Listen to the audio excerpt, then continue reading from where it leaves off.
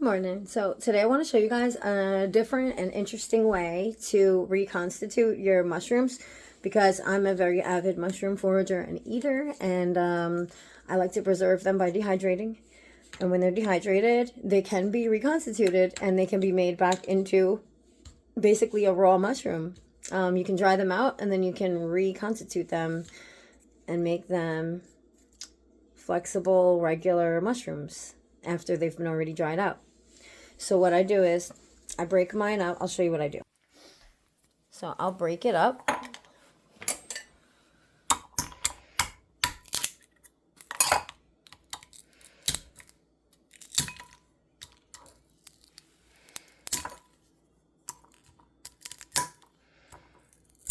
Okay. Now I'll grab a handful from this jar of my maitake mushroom. You know what? We'll probably just dump it out.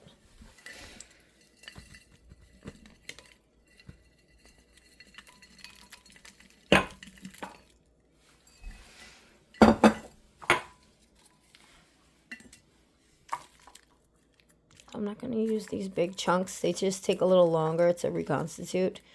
So I just generally, if I'm in a rush, I'll grab the little flakes, the flaky pieces, but not the thick ones.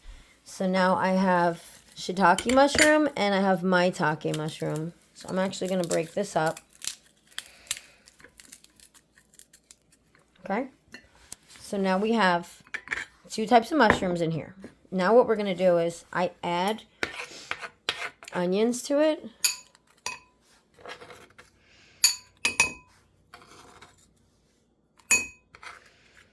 I really got to start using the tripod because this is way too hard to do with one hand. Like, way too hard.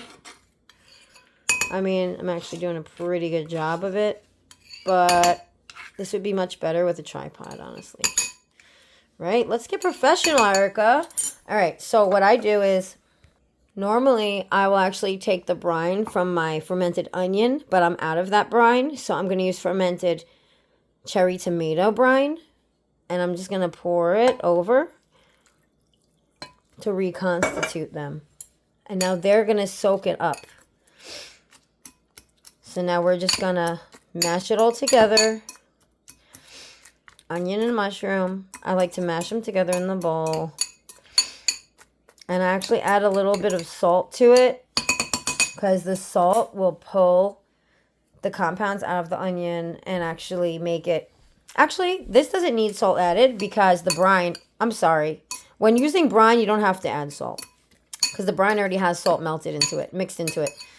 So the salt in the brine that's already there is actually going to help pull the compounds out of these onions and really give you a delicious marriage of flavors between the umami mushroom flavor and the onion. It just makes such a good flavor.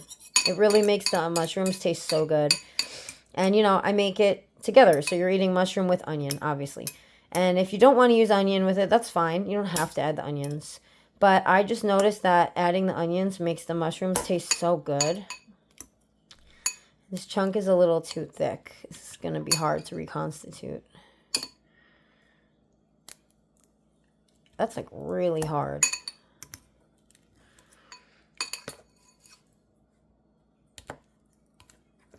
See, you don't want any big, thick chunks like that because they're going to be hard to... They're going to take longer to get soft.